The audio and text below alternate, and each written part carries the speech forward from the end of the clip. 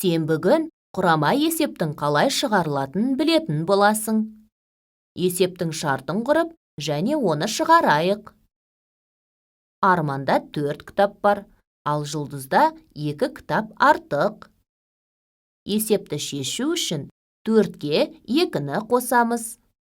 Ендеше Жұлдызда 6 кітап бар. Өте жақсы. Енді есепті тағы бір сұрақпен толықтырайық.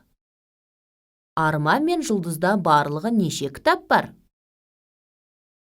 Есептің сұрағына бірден жауап бере аламыз ба? Жоқ, жауап бере алмаймыз.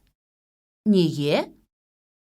Дұрыс, біз Жұлдызда неше кітап бар екенін білмейміз. Есепте неше сұрақ бар? Дұрыс, 2 сұрақ. Ендеше есепті 2 амалмен орындаймыз. Алдымен Жұлдызда неше кітап бар екенін тауып аламыз. Содан кейін Арман мен Жұлдызда барлығы неше кітап бар екенін табамыз. Арманда 4 кітап, ал Жұлдызда 6 кітап.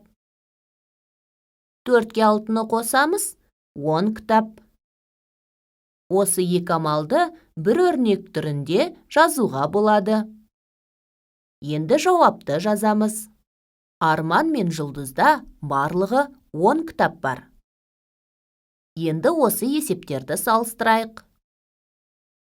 Бірінші есепте бір сұрақ болғандықтан, бұл есепті бір амалмен шығардық.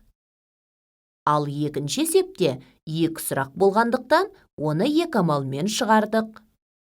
2 және одан да көп амалмен орындалатын есепті құрама есеп дейді.